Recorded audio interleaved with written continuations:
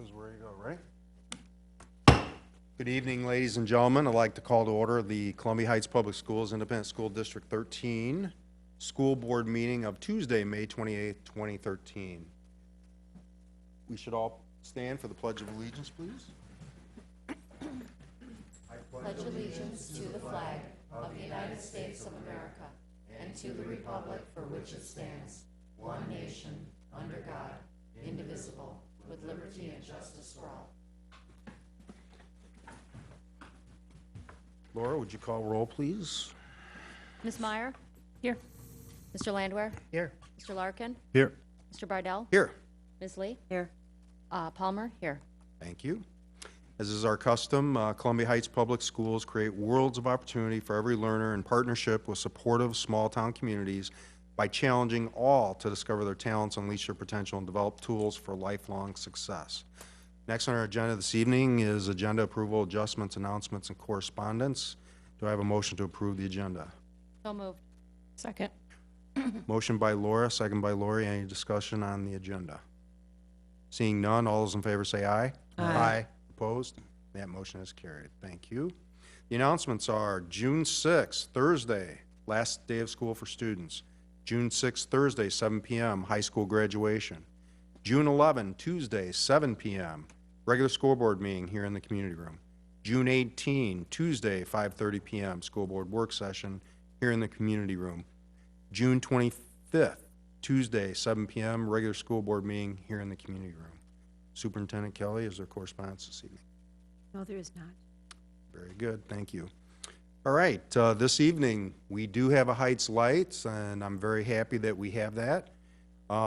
This evening, the board will honor those students who receive Spotlight Awards for the musical Hairspray. So let me grab the other mic.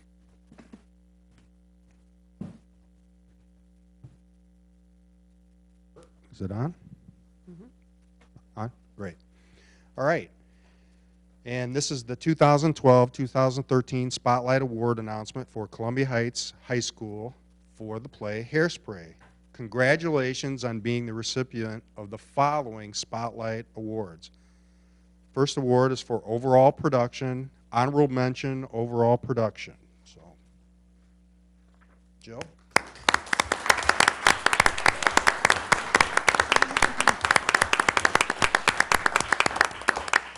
Stay right here, thank you.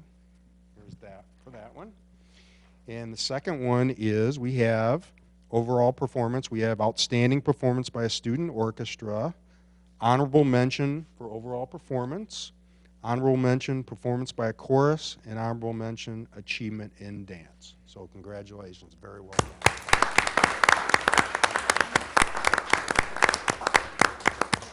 Oh, these are all yours. Sorry about that. We're a well-oiled machine tonight, ladies and gentlemen. All right. Next is the awards for outstanding performance in a leading role. We have Ariel Peterson as Tracy Turnblad.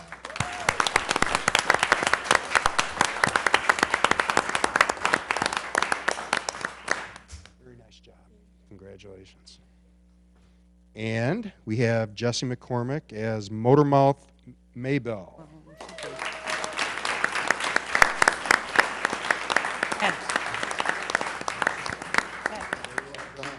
Congratulations.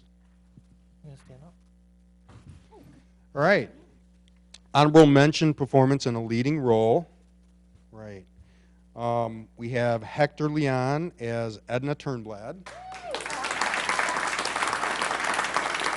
Palante Logan as Seaweed Stubbs.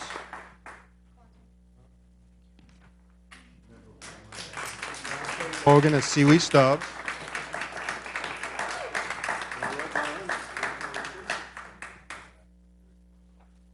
And Brandon Rieger as Corny Collins.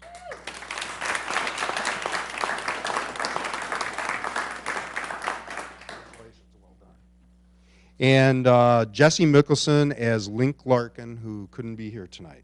All right. All right, the next award is for outstanding performance in a supporting role. Madeline Livingood as Velma Von Tussle. Oh, didn't make it, okay. Spotlight rehearsal. All right, thank you. Honorable mention, performance in a supporting role, Lizzie Lentz as Amber Von Tussle.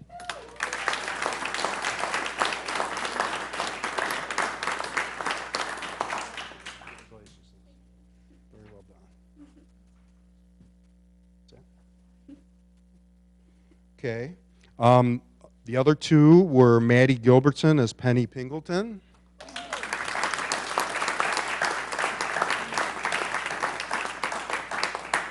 Congratulations. Okay. And Owen Johnson as Wilbur Turnblad, who couldn't be here this evening. All right. Next awards, honorable mention performance in a featured role. Naisha Jones as Little Inez.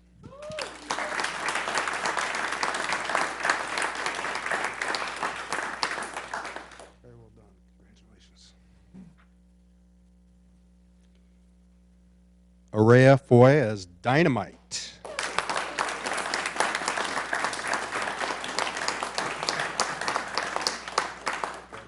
Very well done.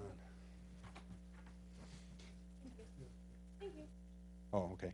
Devin Bakowitz as Mr. Pinky. Good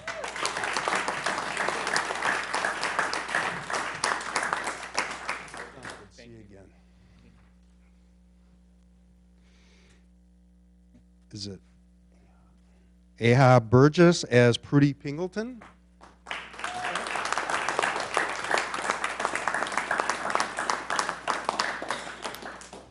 First name right? Asia, sorry. Asia. Congratulations. Thank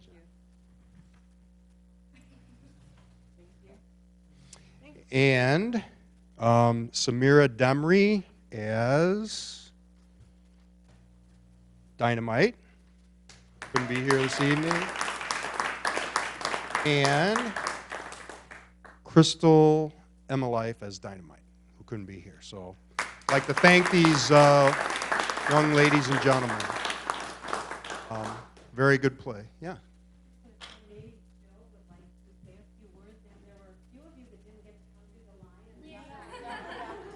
Shake your hands as well. Just come on up. We want you to leave without getting here. How about another round of applause? Yeah.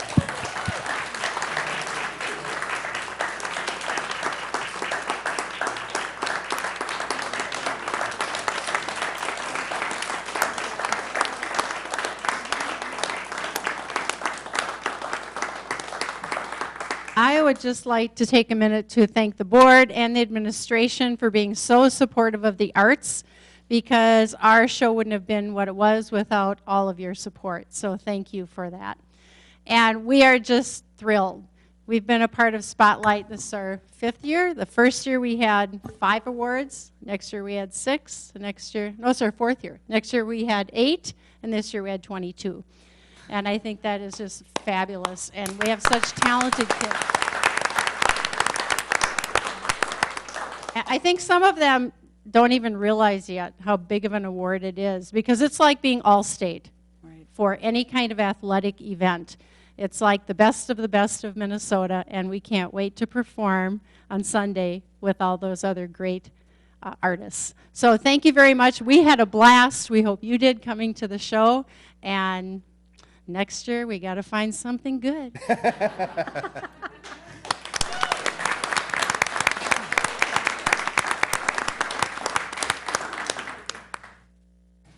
Thanks, everybody, for coming in. We appreciate it.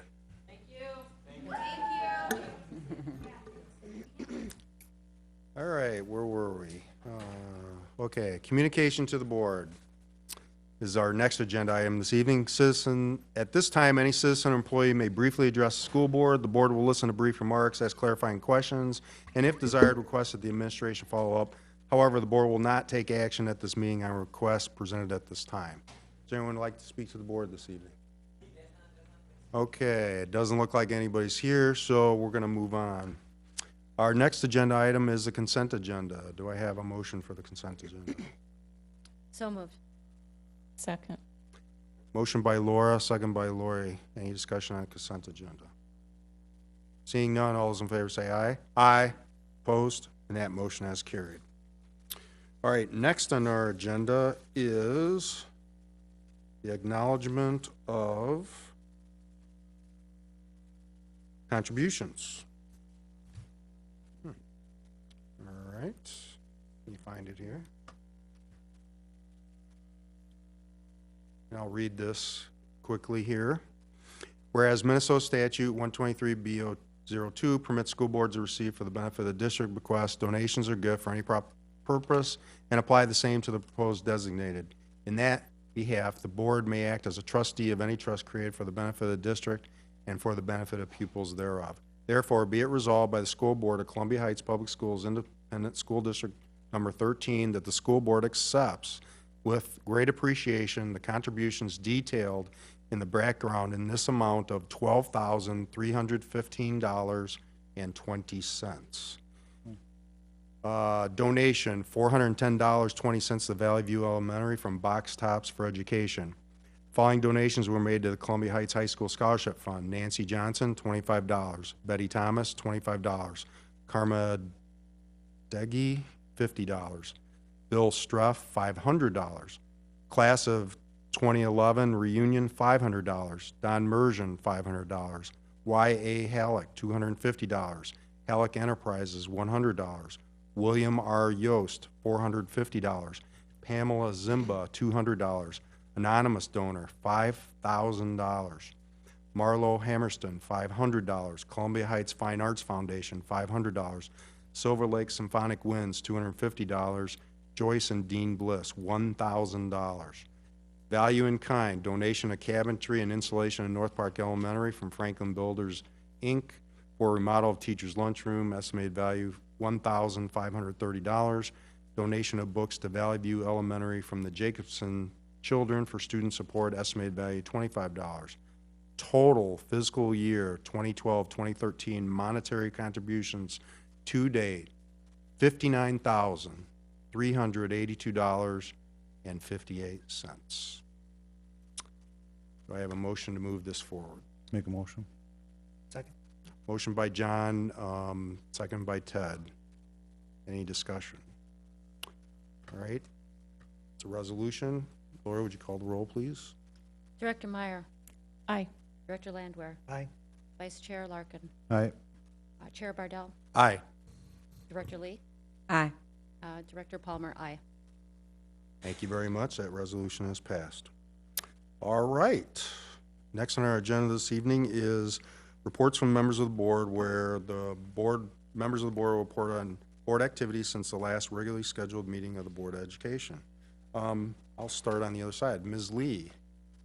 All right, I had a couple of things I was at. I went to the Valley View picnic, end of the year picnic, and it was raining, but that didn't seem to stop anybody. They all came out for hot dogs and chips and fun and soccer, and get to have a real nice conversation with Principal Fort, so I appreciated that. Also tried to make it to the track and field up at the high school, got there for their lunch. They weren't doing anything. So I came back to see the tug of war. They were done. And so I missed it, but I was there, but there was a ton of parents there and a ton of kids, and they looked like they had had a blast, and so that's always fun to see each year. I also was at the Academic Awards. Proud to say that the Columbia Heights community comes forward again with $198,000 in scholarships, so thank you to the community and everyone. I also attended a state board meeting and retirement celebration for Executive Director Bob Meeks, who's a Minnesota State School Boards Association's Executive Director, who has put in 37 years into education and helping on Minnesota schools and public schools and work. So congratulations to him. At the end of the year, there will be a total at the Minnesota School Boards Association of 143 years of education that is retiring this year. So that's a lot of time spent for public education, and a big thank you goes out to them.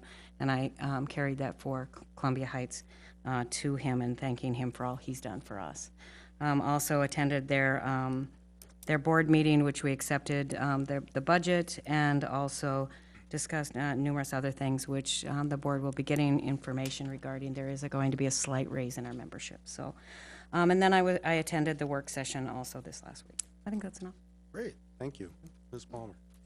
I had a relatively light week. I did attend the work session last week, and then I also attended the, I guess you'd say art fair, sing-along concert over at Silverwood.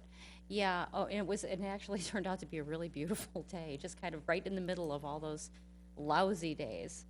So it was a lot of fun, you know, got to talk with a lot of people, see the kids out there having a good time, and see the artwork, which is near and dear to me. So, great, a lot of talent going into it and a lot of hard work that goes into putting something like that together, and they did a fabulous job, and I look forward to going there every year. So, it was quite nice. Great, thank you. Ms. Meyer? I too attended the work session, and I also was at the District Art Festival last week. And I just reiterate the same thing Laura said, it was amazing, and thank you everyone for all the hard work. It really showed. It was quite impressive, and just not only the artwork, but just reading the things that the students had written about their own artwork and their own interpretations. Very insightful, and it was really wonderful. And then the other thing was, I did watch the debut this morning of the 5-Minute Morning Show on the Islander Youth website, which was really entertaining and very cute and very creative. So, good job. I look forward to the coming up shows. So, and that's my report. Great, thank you. Mr. Landwehr? I was also at the work session last week, and I also attended the Fine Arts Show showcase, and boy, I mean, the arts are just really shining in Heights, and we just focused on Hairspray, and then we have our visual arts and our musical arts, and it's just great to see that. Fantastic. Also attended the Academic Awards Night, and we talk about the generosity with our contributions here, and then the generosity of all the scholarship donors. It just does your heart proud to see that, and very heartwarming. Also attended a College Possible meeting with Kate Nesbitt, and just the great work they do helping our students get into college and telling them the ins and outs of how to succeed in getting their college applications being accepted and being successful in that. And it's a great, great program. Also attended the legislative breakfast for with the chamber, along with Director Holmgren, and focusing on transportation, which is a big issue for us as well as a school district, and being able to do that efficiently and effectively. Attended a few softball games for the girls softball team, and a choir concert which was very well done. I especially enjoyed the rain thunderstorm at the end of the concert, which was kind of surprising what they were up to, but at the end it all made sense. And then attended the fundraiser for the Heritage Tower for the alumni at Tasty Pizza. So it was a great week. Great, thank you. Mr. Larkin? I also was able to attend the academic awards, and it's the first time I'd ever been to something like that, and I was truly impressed. I was fortunate enough to bring my kids along, and they got an opportunity to see what down the road hard work and dedication, the possibilities that are there. It was pretty amazing. I also had the opportunity to listen to the Columbia Academy, the 8th grade band, their final concert for the year. I'm kind of echoing other people, but it's amazing the growth that I've seen the kids when they get their instruments. It was very enjoyable. North Park had their PTO barbecue as well, and I was not sure if lucky enough is the right word, but I was helping cook. It was very busy. It was a huge turnout. It was really, really fun to see.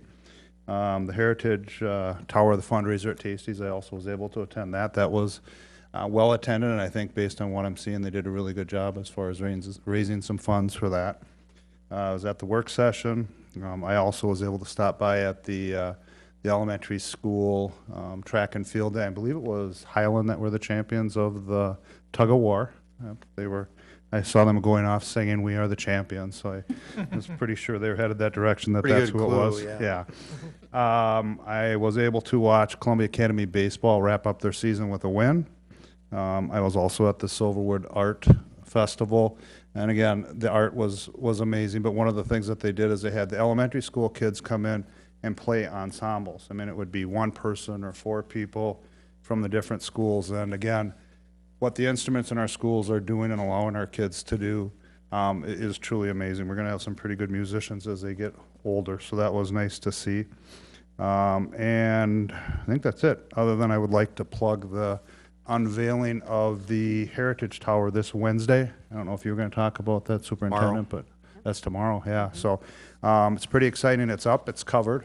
I tried to peek, but I got caught, so I couldn't. But that starts, I think 5:45 is the Silver Winds Band, and then 6:30 the Symphonic Winds. Thank you. And then I think the actual presentation starts 6:30. 6:30. Okay, that's it. All right, great, thanks. I agree with everything everybody said, and I'll just say I was at the Academic Awards, 8th grade band, track meets, softball games, the Silverwood Art Show / concert, and a few superintendent meetings with Superintendent Kelly. So, and I will pass the baton to you. Thank you. The superintendent's report tonight is a busy time of year. Is going to, not to repeat all the things that have already been going on, but in addition, the Mary Bussman and Kristen Stunkel and Scott Burdell and I have been attending the Rotary Club every Wednesday. And they're having their big push right now is for savings for scholarships, or excuse me, swings for scholarships to support high school students, particularly the Strive students with academic scholarships. They're having their first annual golf tournament, and it is Thursday, June 13th at Majestic Oaks. Unfortunately, staff, and myself included, won't be able to attend during the day, but there is a dinner, and anyone can come, and a silent auction, and that'll be held at 5:30 that evening. And if anybody's interested in golfing or the dinner, you can contact Gordon Backlund. And I'm also going to say his telephone number, just in case you're an avid golfer, 651-338-8253. Moving on, we spent a full day visiting the high school departments for purposes of gathering feedback and insights from them as a staff. Director Holmgren and Director Burkus and Director Hollaby spent all or part of their day with me, and I want to say a special thanks to the high school staff and to the administration for letting us take up that much time and to be a part of your building for a whole day. It was an honor. So much has been said about the Silverwood Arts Festival, and I guess I was just in awe standing there in the park and watching just the children, the families, everybody just coming out and being as one. The art was magnificent. The children were wonderful on their instruments, and hats off and a special thanks to all the visual and performing arts teachers who make this event possible. It's become a real tradition. I've been working with Principal DeWitt and Principal Bussman and Interim Director Brushy on the principal evaluation model for next year. And that should be implemented fall 2014, and we hope to bring that forward, give you a little bit more information on that over the summer. The Columbia Heights Annual Scholarship Foundation is gearing up for their fundraiser in October, if you can believe that. And Principal Karatoff and her secretary and Don Hoyam and members from the foundation met last week. There will be, again, a dinner and a silent auction. The event will once again be at Jack's. It will once again be in October, but there is a date change. It will be on Wednesday rather than Thursday. So the new date is October 23rd. And so if you're someone that plans ahead, put that on your calendar. We look forward to seeing you there. I attended the AMSD Executive and General Board meetings this month, where we reviewed all the legislation that has been passed, which we will review later. And then I had a wonderful meeting with the Achieve program, and we took a look to review their data and their end-of-the-year results. The negotiations is gearing up for the teachers in the district, and so Chief Negotiator Karen Keppel and the management team met with Local 710 and their negotiations team to just do an organizational meeting, and we will be meeting with the board on some of the outcomes of that I think on June 11th. Met with Chair Bardell and other members of the board on multiple occasions on various issues and concerns, and once again, I'm glad that Member Larkin brought it up. Really want to plug that the Heritage Tower dedication is tomorrow night, and the symphonic winds will be fabulous to hear, and the student artwork that's going to be unveiled is going to be amazing, I am sure, and it's just such a great night for the community. It starts at 6:30 in the roundabout, and would welcome any and all of you that are available to come and join us. That concludes my report. Great, nice report, thank you. All right, a second highlight of the agenda this evening is the 2013 Columbia Heights Public School Teacher of the Year. And I'm going to introduce a former Teacher of the Year, Mr. Stan Mraz, to introduce our Teacher of the Year this year. So, Teacher Extraordinaire, Mr. Stan Mraz.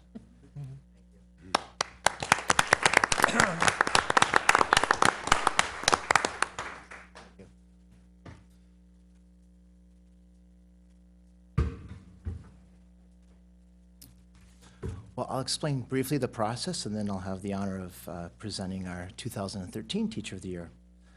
Each year, our union sponsors the Teacher of the Year event.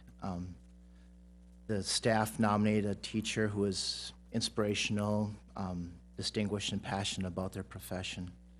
And this year, we had 17 educators nominated. From there, a committee of past Teacher of the Years will read through the material that the candidates present. They have to write a paper on their philosophy of teaching. They have to write a paper on a message to other educators, and then they have to write a paper on professional development that they've been involved in their teaching career, as well as community involvement. This year's Teacher of the Year is Jean Richards. Jean Richards is an amazing individual. She has more years of experience than many of our staff have of life. She has taught 34 years in the school district, probably the top 3, I would say, as far as years of experience. She was honored by 2 staff members from Highland who nominated her. They commented, one thing that I picked out that both commented on was her work ethic. When we look behind at her mission statement, I see Jean written all over that. She's just so dedicated. She is a true profession, and she connects with everyone. She connects with the staff, the teachers, and of course the students.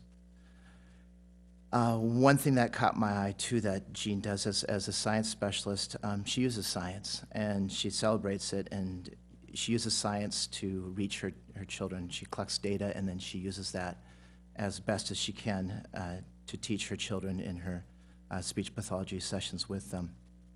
Another thing that really caught my eye about Jean is that she is about celebrating diversity and embracing it and looking for opportunities for equity as well. And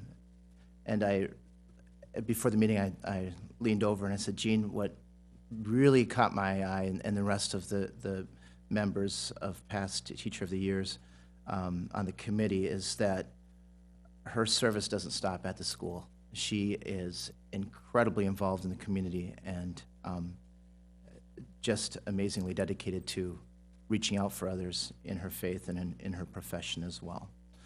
So board members and everyone else here today, I would like to welcome 2013 Independent School District Teacher of the Year, Jean Richards.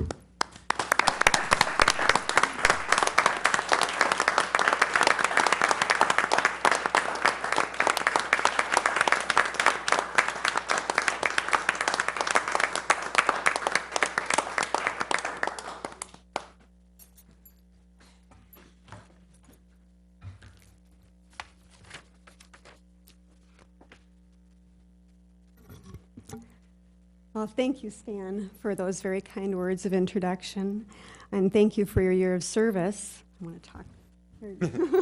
Thank you for your year of service as the Columbia Heights Teacher of the Year for 2012-2013. Columbia Heights was very well represented at the state Teacher of the Year event when Stan was named as one of the top 10 teachers in the state of Minnesota. So well done, and thank you, Stan.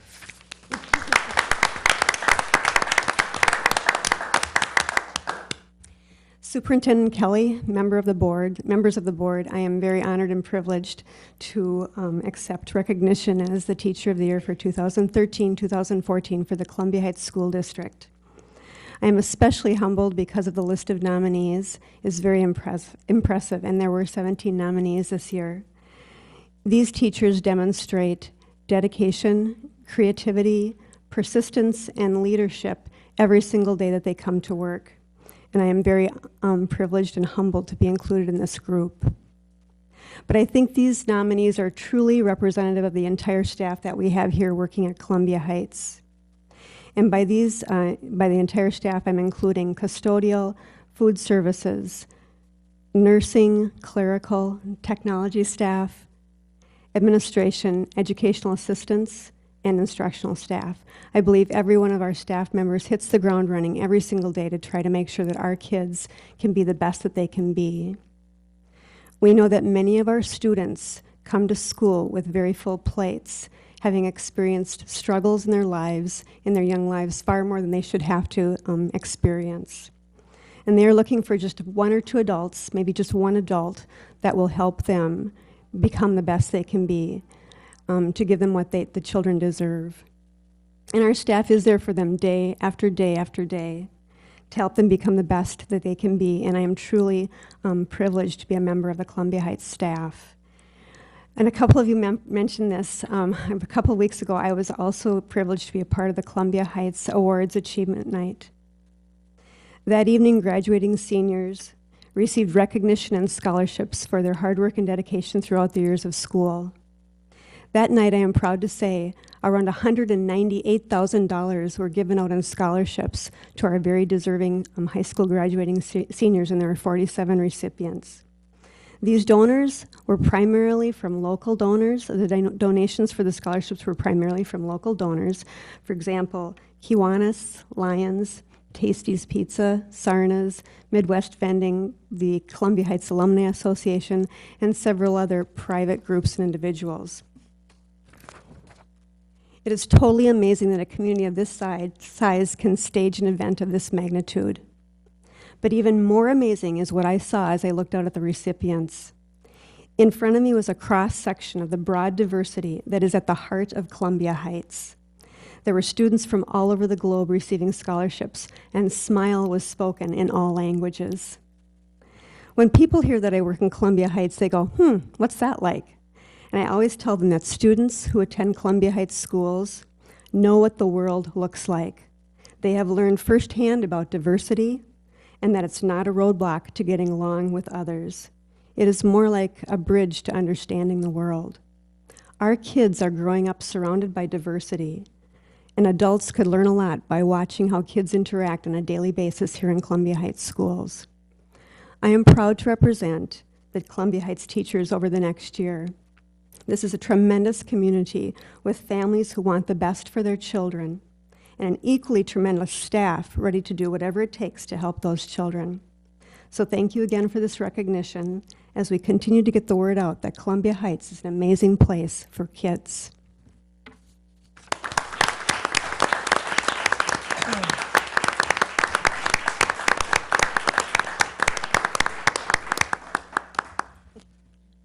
On behalf of the Board of Education of Columbia Heights District Number 13, Jean Richards is recognized for being named Columbia Heights Public School District 2013 Teacher of the Year. Thank you for your dedication to the students, staff, and community of the Columbia Heights Public School District. Thank you very much, Jean. Congratulations.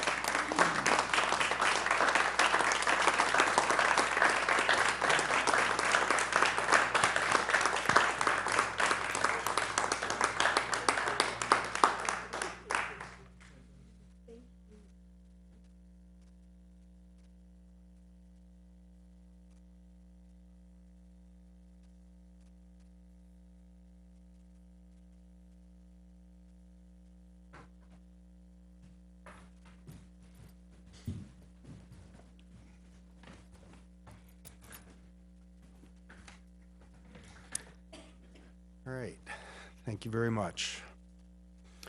Next on our agenda is the board will recognize those who have received a master's degree this year, and our presenter this evening is Elizabeth Brushy, the Interim Director of Human Resources.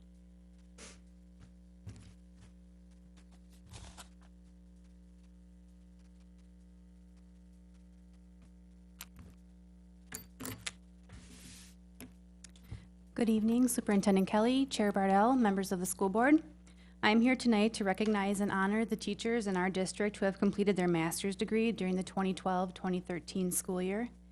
These teachers are being recognized for furthering their education to better both themselves personally and professionally, and in turn becoming better professionals for our students. This year, we had 11 teachers who completed their master's degree. Although none of these teachers were able to be here this evening, I'd like to read their names into record and extend a congratulations. Carissa Oren, Matthew Silva, Kim Harper, Julie Brown, Jennifer Hausworth, Christina Anderson, Daniel Barrett, Melanie Kennedy, Megan Merlowski, Nicholas Roney, and Doran Shepik. Again, congratulations. Each of these teachers will be receiving a certificate signed by Superintendent Kelly and Chair Bardell, acknowledging this accomplishment. Thank you. Yep.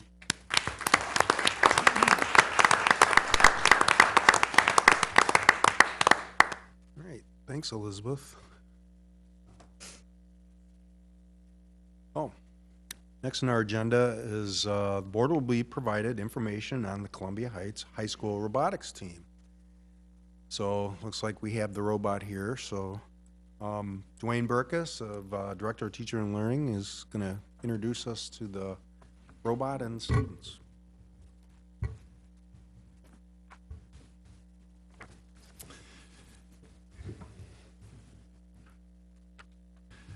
Chair Bardell, Superintendent Kelly, members of the board. Great night to be here, recognizing the arts and also recognizing engineering, which really are at the heart of what we do in Columbia Heights. Our strategic plan talks about STEAM, and I think you're seeing great examples of the heart of that, arts and engineering tonight. So every year we like to, if we can, bring the robot that has been put together by our team here at Columbia Heights. It takes a lot of work. A lot of help from adults, but these kids build it and then they compete in a very big event at the University of Minnesota. So I want to also say a special thank you to their coaches, Brian Wahaka, who is a teacher in the engineering department at Columbia Academy, who cannot be here tonight, and Chris Nutting, who you'll know as one of our community members, has many students who've come through our school district. Last one, I think, a senior this year, but this is his second year, I believe, as our coach of the team. And so lots of hours, lots of work that goes into this. And so thank you, Chris, for that.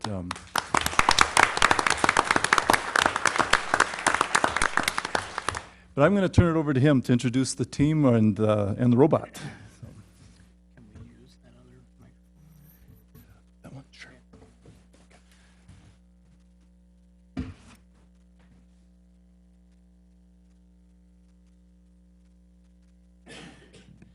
Thank you, Mr. Burkus.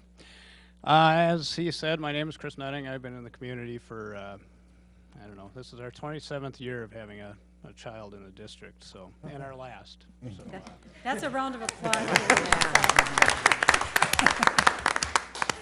but our team started out actually with about 30 members, and it generally whittles down, and there was about 18 members who went to just about every practice and build session and all of the competition and everything. So there's a good representation right here of our current team, and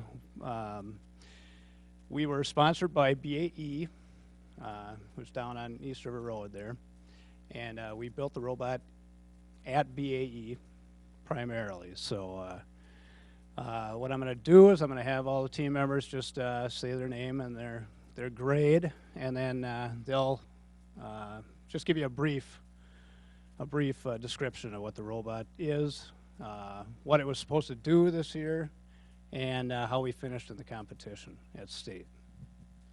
Thanks for bringing us over. I prefer not to have my back faced against anybody.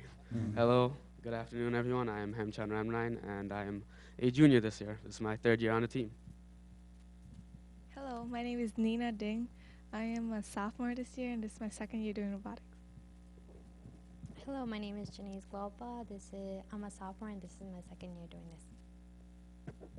Hi, my name is Rashid, and I'm a freshman. This is my first year. Hi, I'm Laura. This is my second year, and I'm a junior. Hi, my name is Angel, and I'm a junior this year.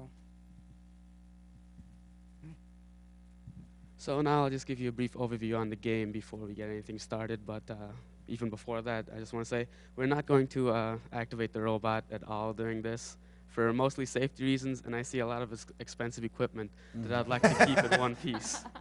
Okay, so the game this year was Ultimate Ascent, and our goal was to shoot frisbees into goals. And as a secondary objective, we had the option to climb up a pyramid with arms that we have mounted on the side of the robot here. But I'll get to that in a minute. So in the game, our primary goal is to get as many points as we possibly can in order to win the round for our team. That is easier said than done. And okay, so I'll just give you a brief overview of our build season.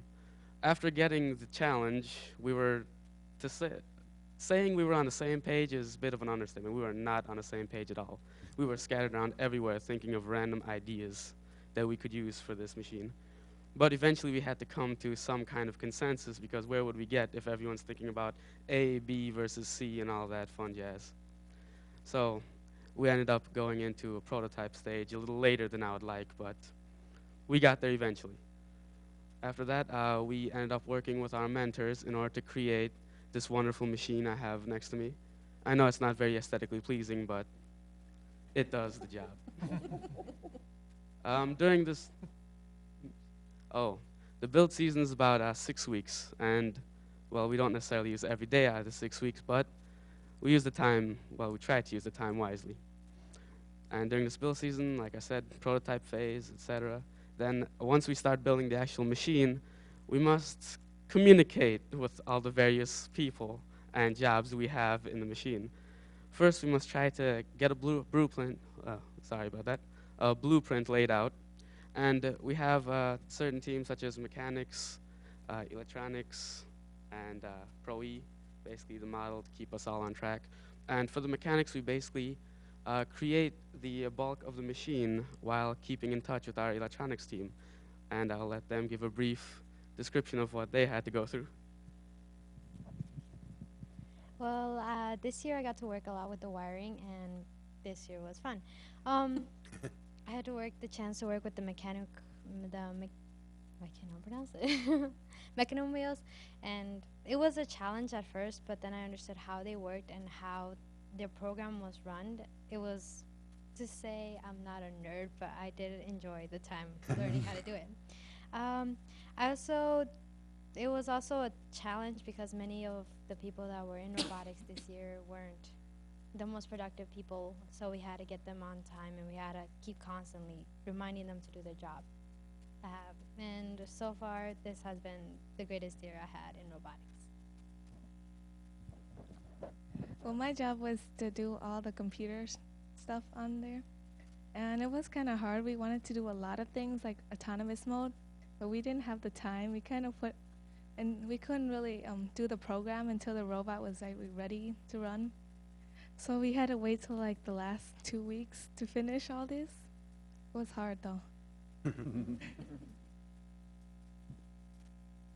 Now, added on to our nice little electronics fest, we also had to build field elements to go with the machine to test it out.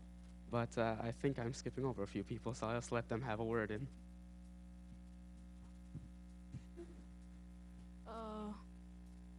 We worked with the field in building the pyramid so the robot can climb, so we could test it before we actually go to the real thing. I didn't really work with the robot. I was more on the computer, keeping track of the things we bought. So that's pretty much what I did. Yeah, mostly the field was made of wood. We tried to use lightweight and stuff, mostly, just to get around the PA stuff. Throughout this whole experience, time wasn't necessarily our friend, so we had to work with what we got. And well, this is what we have. Again, not very aesthetically pleasing, but we did put our thoughts and our heart and soul into this, like we do every year. And in the competition, we did have some minor difficulties with the machine itself. Other than that, though, I believe we did do pretty well. I tried not to keep track of our ranking and so on because that stuff, it's just one of those things where as soon as you see it, you start getting paranoid about it. So I just left it alone. But other than that, I believed everything went well, aside from some minor issues with the robot staying in one piece. Again, I did not keep track of that. Okay.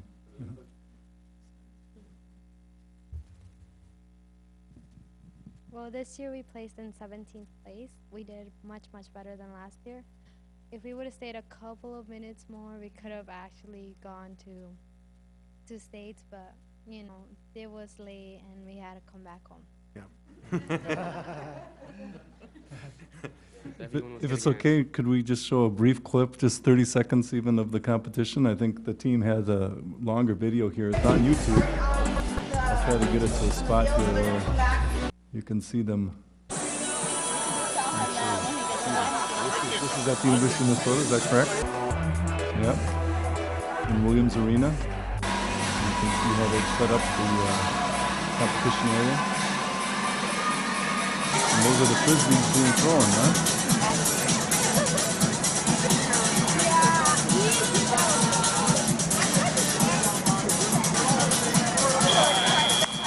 So just to give you an idea of what it looked like there. It's an exciting time if you haven't been. It's really fun to go down there and see all the teams competing.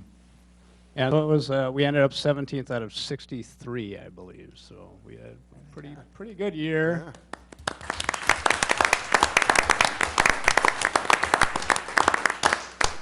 Other than that, I'd just like to say, you know, thank you to the high school and to the board for supporting us. You know, it's a growing endeavor, and we look to get better next year. So, thank you all. Thank you, guys.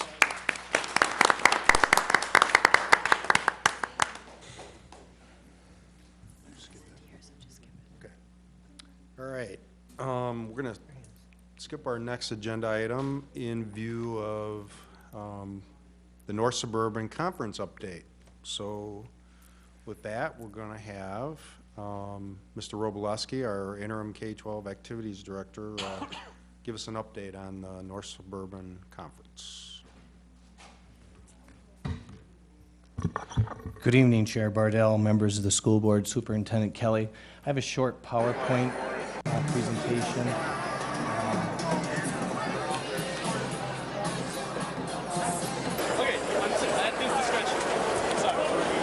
I want to give you an update on our exploration for a new conference.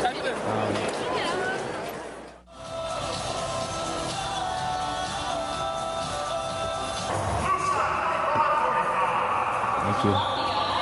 I just have 5 different items that I'd like to talk about. One is what has happened with the North Suburban Conference itself, the timeline for looking for conference affiliation, applications to the conference placement with the Minnesota State High School League, and the appeals process as well with the Minnesota State High School League. Back in March of this year, the North Suburban Conference voted to dissolve the conference after the 2013-14 conference or competition year.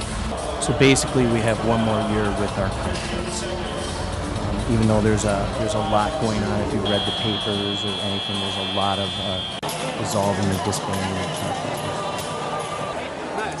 And the Minnesota State High School League, which we belong to and we'll talk later on tonight about, has set up a process for being part of conference affiliations, and this is for all schools in the Minnesota State High School League. Back in April of this year, we had to apply to a minimum of 2 conferences, which we wanted to be part of.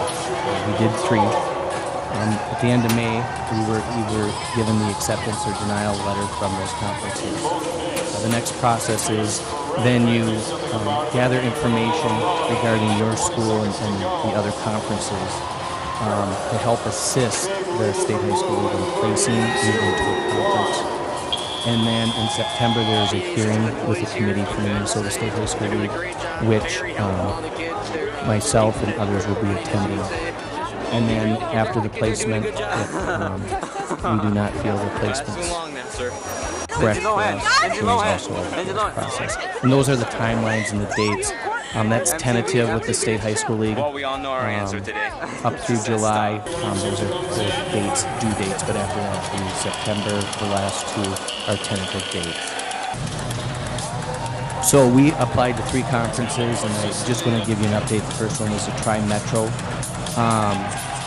They did, and like all 3 of our conferences that we did apply to, we were not accepted into that conference. Again, let me state that most disbanding conferences were not accepted into any conferences, so it's not an anomaly for us to have this happen to us.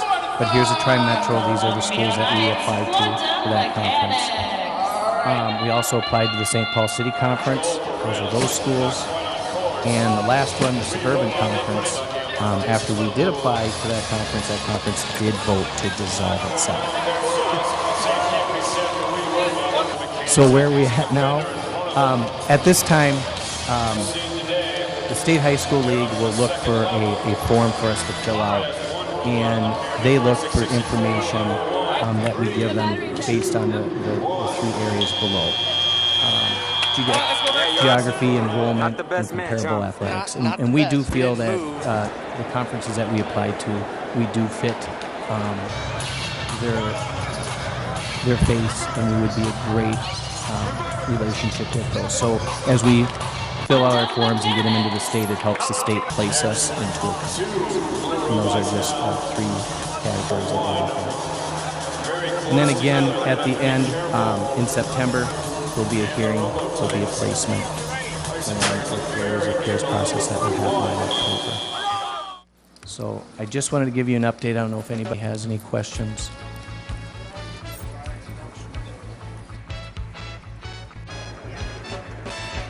Thanks very much for the update. You bet, thank you. All right, next on our agenda is elementary school expanded lunchtime.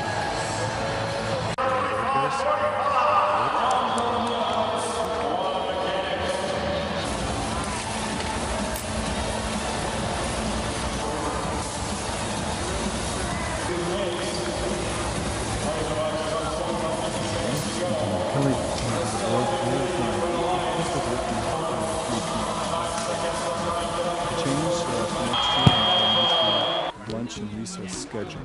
And we wanted to start with just a really brief rationale for that change. First of all, it is presented at parents, and 2 main ways. One, that students with a shorter lunch are rushing to eat. Not too far though. Not too far. You want to just barely. They need a little bit more time for that. They want to get out and play. So sometimes kids they also worry at the same time that if the kids are eating longer, or just in general, the kids don't have enough time to get out and run, spend some of that energy during the school. So those 2 things we got very clear. They also did, they were very thoughtful in that. We got through the research on this, national research that's been conducted, and we were able to show that there is plenty support. Actually, we're copying all the videos, files, and everything, get ready for this video that you just watched.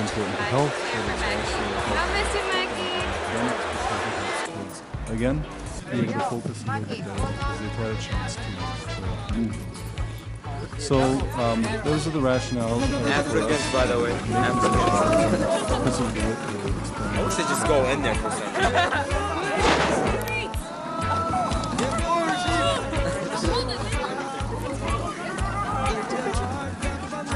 Our response to parental request. I wish we should just let them go there. That's African soldiers. Window for all students in the elementary school. And again, we have an early morning start, so that would make our afternoon release 15 minutes later than what we have at home. Yeah. So the elementary schools will end at 2:20 rather than 2:05. So most elementary schools have a 2-bell system at the end of the day. We have a bell that rings at 2:05 and a second bell at 2:10 signaling the bus is leaving the building. So again, that would just be a straight pushback 15 minutes later.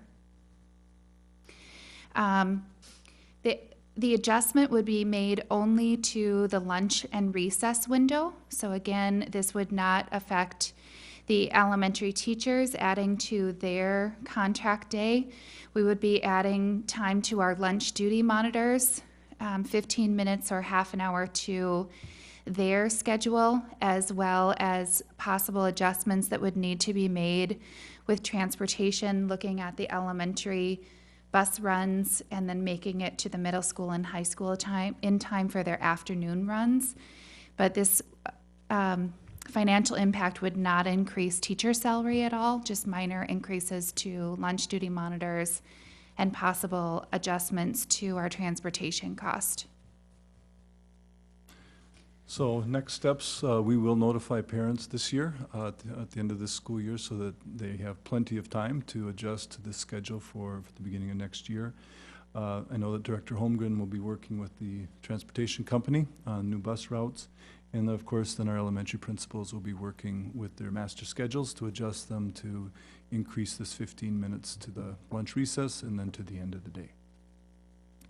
So that's our plans, and we open it up to any questions you might have.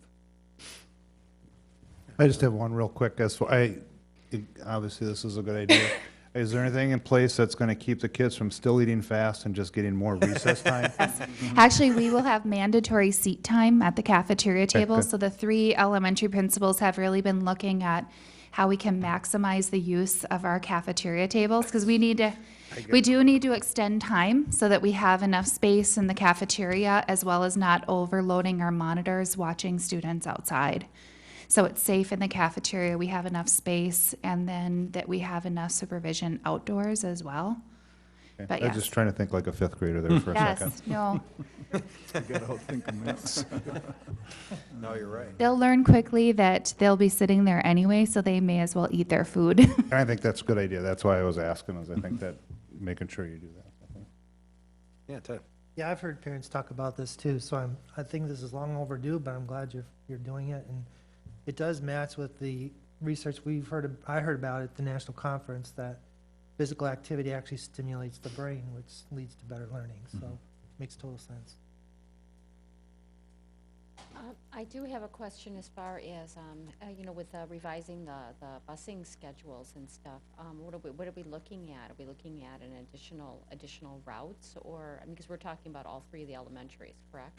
Right, and I don't think we really know the answer to that yet. We've, got a lot of changes happening in transportation, so that's something that Director Holmgren will have to be working with. Right, and that's kind of, yeah. I know we're working on that right now, so I'm just wondering if that's going to throw kind of a monkey wrench into things, if we have to be shifting things around. Do you have any? I don't.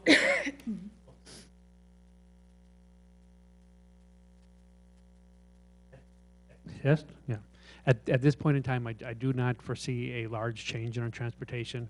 We always have a few buses, because we go down into Minneapolis right now, that don't make it back for the second tiered route. So we're going to try to congregate or concentrate the kids that are on the longer runs, so that we can turn around the buses that are locally in that 15-minute less window that we have, so we're still back. So I don't foresee us adding, the buses routes will look different, but I don't foresee adding any routes at this time. Okay, thank you. All right. Well, thanks for the update. Thank you. Appreciate it. All right, next on our agenda this evening is the board will be presented with information on the community engagement survey, and Brian Hennekins, Director of Technology and Security Services, and Mary Bussman, of course, Columbia Academy Principal. Good evening, Chair Bardell, Superintendent Kelly, and members of the board. We are here to present you an information item this evening regarding an online community engagement survey that will go live this evening to residents of Columbia Heights Public Schools. The online community engagement survey is to gather information and people's opinion about enrollment, programming, and overall satisfaction with Columbia Heights Public Schools. We are doing this so that we can really engage a broader portion of the community and hear from the community their concerns, their shout-outs, their thoughts about the work that we're doing in Columbia Heights Public Schools.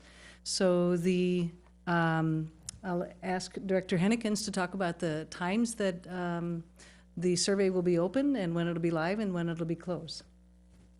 Thank you.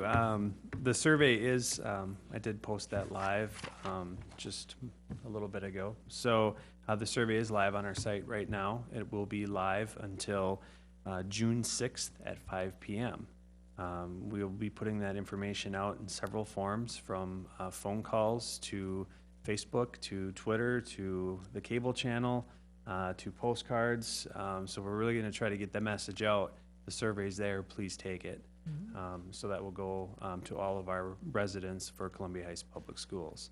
So over the next day and a half here, well, this evening a lot of the digital stuff will happen. Tomorrow some of the other stuff will happen, and we'll kind of put reminders out over the course of that time period, so that June 6th at 5 p.m. is our end date of the survey. And there'll be an ad in the Sun Focus as well, so look for that this week. Okay.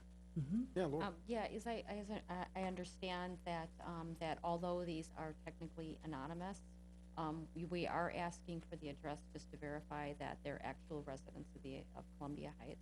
That is correct. Okay, but other than that, it's not, the survey questions are not really they're not attached to anybody, so it's completely. Correct. Yes, Correct. be honest as possible, please. Mm-hmm. Correct. We really want to get your real feedback. Mm-hmm. All right. Any other questions? Yeah. I just want to say it's very important we get the feedback too, that we, I think we take it seriously, and Right. We need to hear from our community. Right. Just to reiterate, it's not a scientific survey. It's people who want to comment are certainly welcome to comment and tell us what we're doing well and tell us where we need to improve. So we do look forward to that. Later on, next month, we will have hopefully the results of the scientific survey that was done previously, and will be nice to kind of compare and contrast. Mm-hmm. Thanks very much. Great, thank you.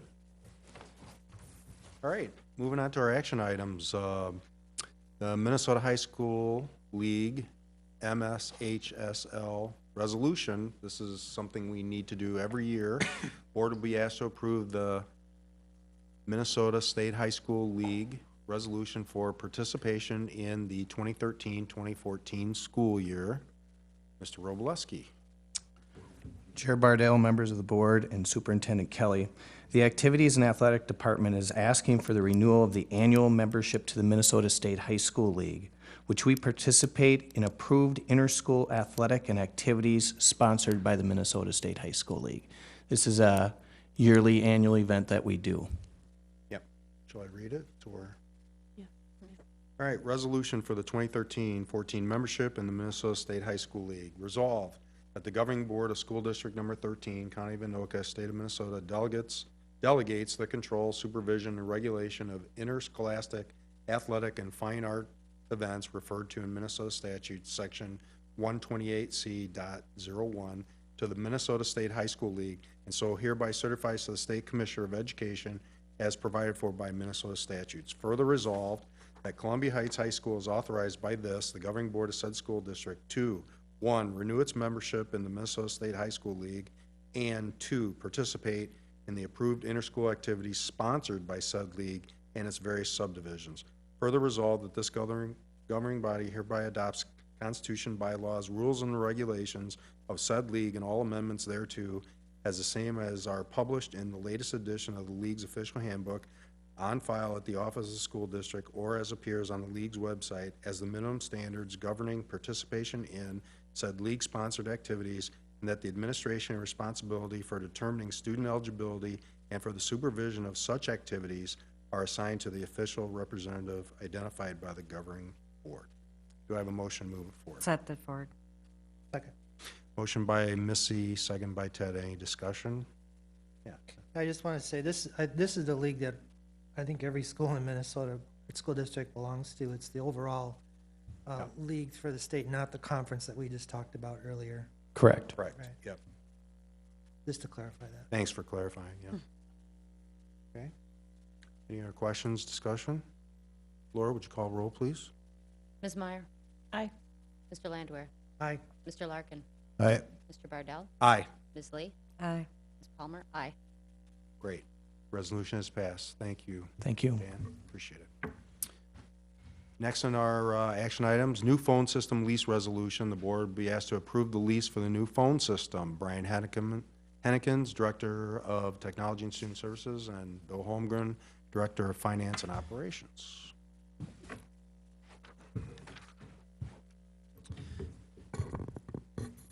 Chairman Bardell, members of the school board, Superintendent Kathy Kelly. We spoke to you a couple weeks ago regarding this lease. As you know, we're putting a new phone system into our school system over the summer, and we're trying to spread the cost over a 5-year period. The vendor at the time did offer us a rate to lease, but we found a different leasing company that will save us considerable dollars, and we'd like to have you pass a resolution tonight to use Lease Finance Group out of Eden Prairie, Minnesota. All right. Do I have a motion? So moved. Second. Motion by Ted, seconded by Laura. I don't think I need to read this whole thing, do I? I will save the viewers the boilerplate here, but, so it's a resolution, basically it's agreement to lease our phones that we discussed in the work session. That's correct. And it's a 5-year term, and we'll make the first payment right away this summer. All right.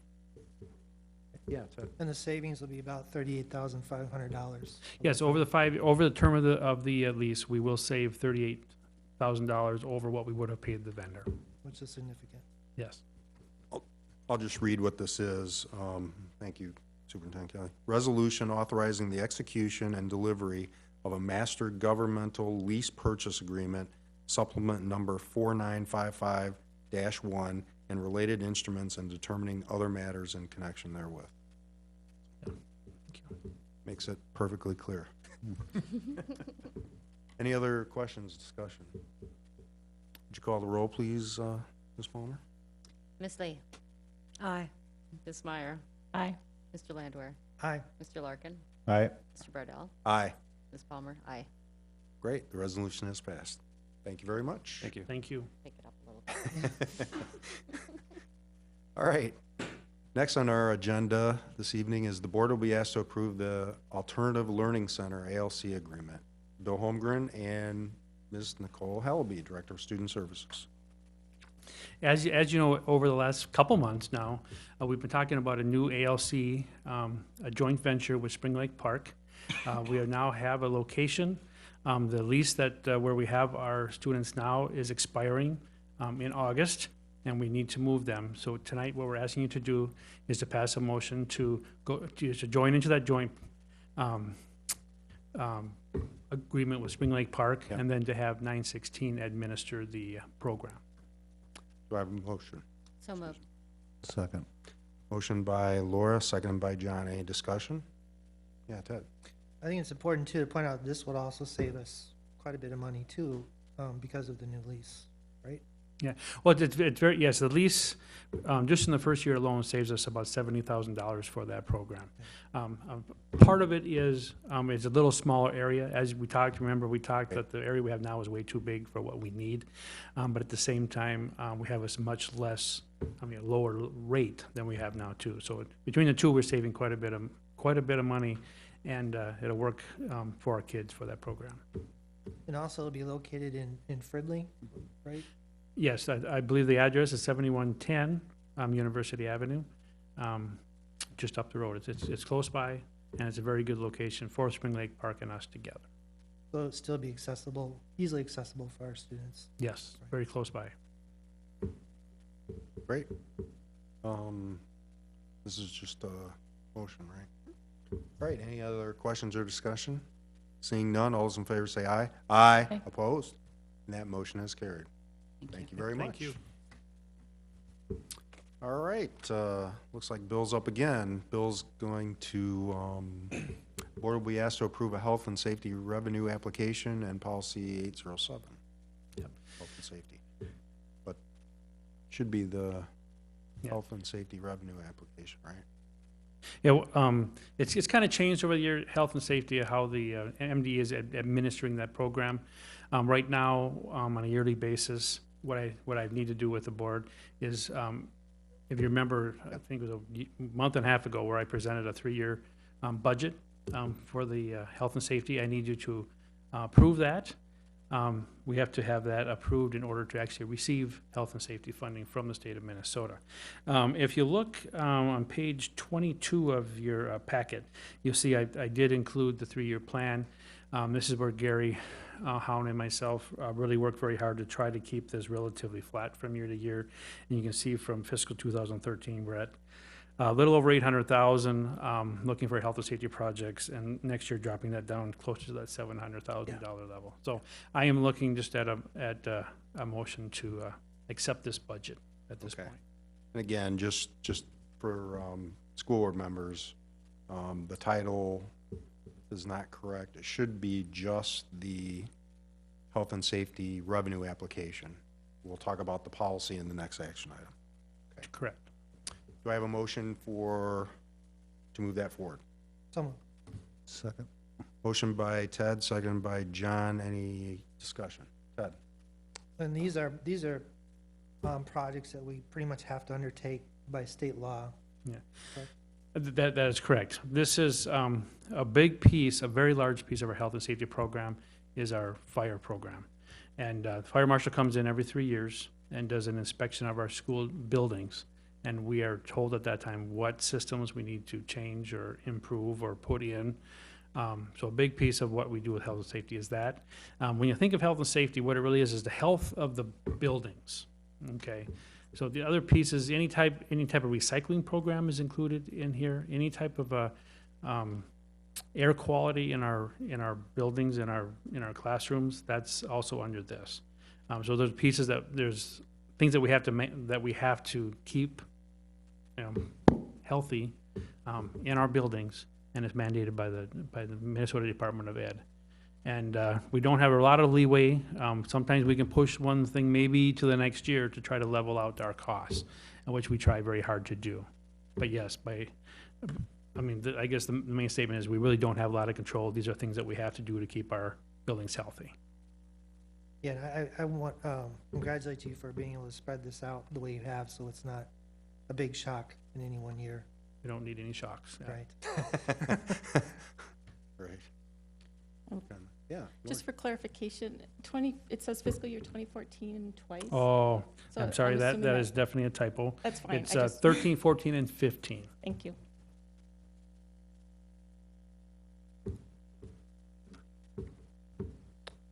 All right. Yeah, otherwise we're doubling up. Thank you. All right, any other discussion? Seeing none, all those in favor say aye. Aye. Opposed? That motion is carried.